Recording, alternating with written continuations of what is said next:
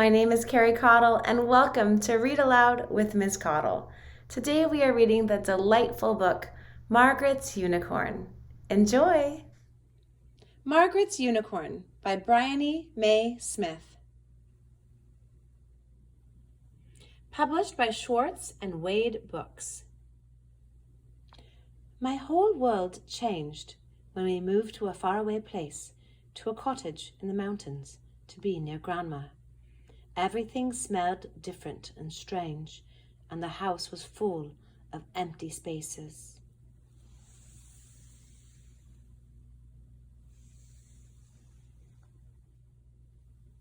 That first afternoon, Dad said, "Margaret, why don't you go exploring?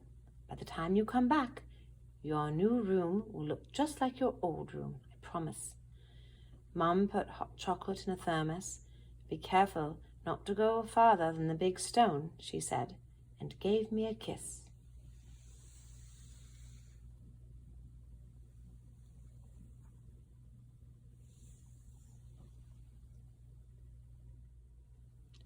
When I reached the big stone at the end of our garden, I saw the sea spread out before me. A heavy fog was traveling through the sky, and soon the water was covered in mist. No, that wasn't mist, it was clouds.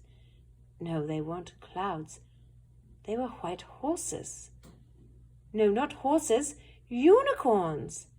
They were leaping into the air, swept up by the wind, and then in a blink, they were gone.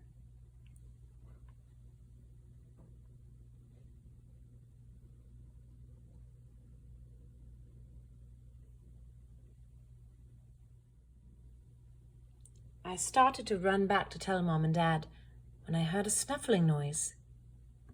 I tiptoed closer and closer down a little dip where something silvery lay tangled in the weeds. "A baby!" I gasped. Carefully I freed him, then wrapped him in my coat. When I got home, Grandma was at the door. She'd come by to help us unpack. "I didn't think there were any left," she said. I told her all about the herd that had flown past me. "When I was a girl," she said, smiling, "we would watch the unicorns fly off to Unicorn Island on the last summer wind."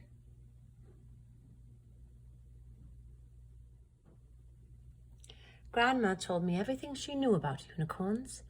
"They only eat flowers, but there aren't enough here to feed them all year round.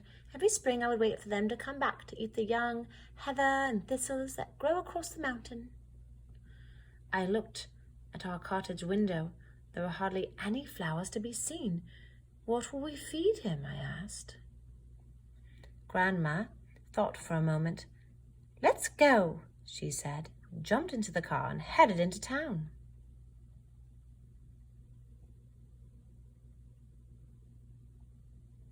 At a small shop, we bought bunches of flowers for my little unicorn. When we got home, we fed him. "What do unicorns drink?" I asked Grandma. "Water that has been touched by moonlight," she explained. "It's what makes their horns glow in the dark. It's what gives them their magic."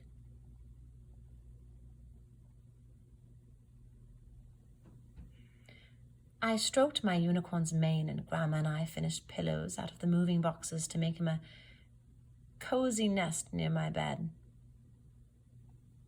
After Mom and Dad had finished unloading the boxes, they came in to find us with my little unicorn. Mom knelt beside him and he nuzzled her hand. That night, Dad and I pulled on our boots and headed out to the hills.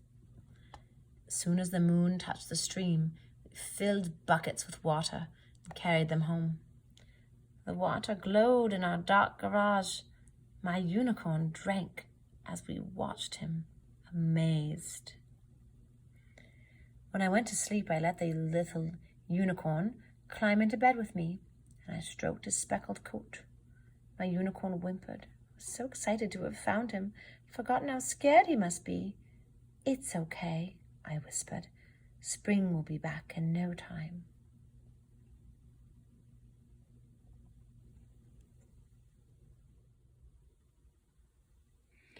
The next day, my unicorn and I went for a walk, crunched through the leaves and caught them as they floated down from the trees. I picked up a horse chestnut, opened it carefully, and touched its soft inside, which felt like a little fairy fur coat.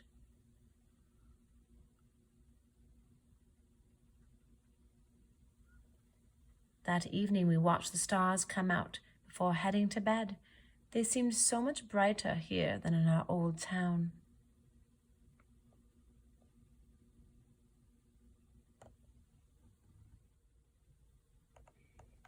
By the time all the trees were bare, my little unicorn had grown comfortable in our cottage. One of our favorite things to do was go to the beach and chase the waves. The white foam looked like unicorns rolling and disappearing into the sandy shore. Then we'd race home with cold fingers and toes and hooves.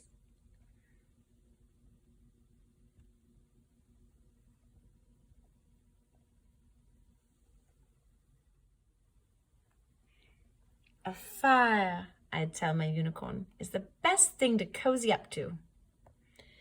We'd curl up together and listen to the rain tap, tap, tap on the window. Isn't that the loveliest sound, I'd say. At Christmas, we decorated the tree, and the house was filled with the smells of our old home.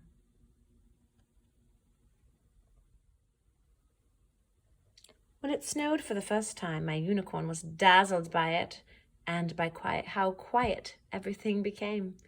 We walked down the road and stomped on the frozen puddles.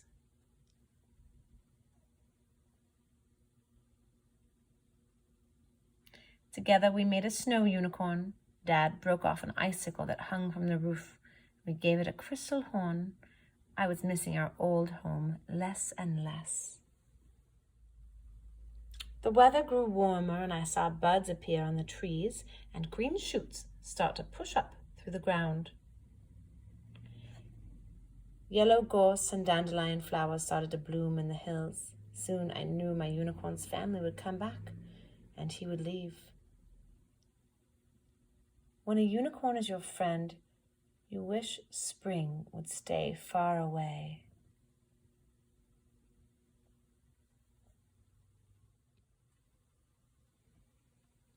On the first day of spring, as we sat on the hill, the unicorns floated down from the sky like snowflakes.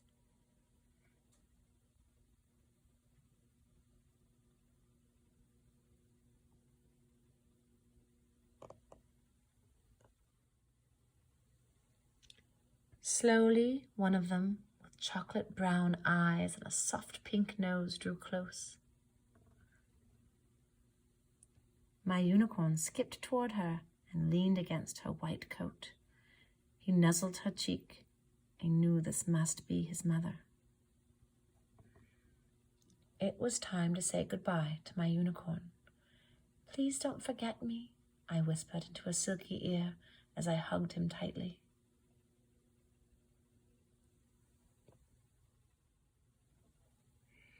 Now spring has come and gone. The days have grown longer.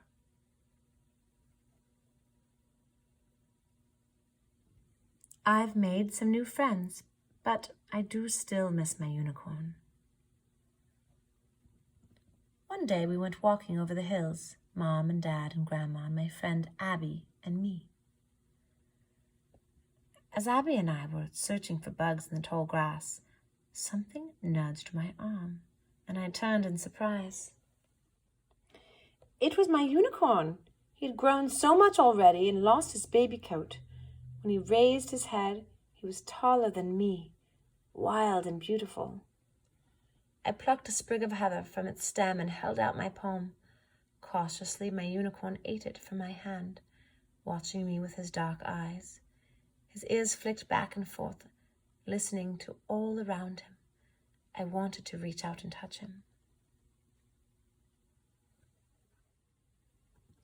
He took one more flower, and then he must have heard something, or maybe I moved too quickly, because he turned and galloped away in an instant, scrambled a few paces after him, and watched him disappear into the mountains. He was gone. I turned to Abby, who looked on in amazement.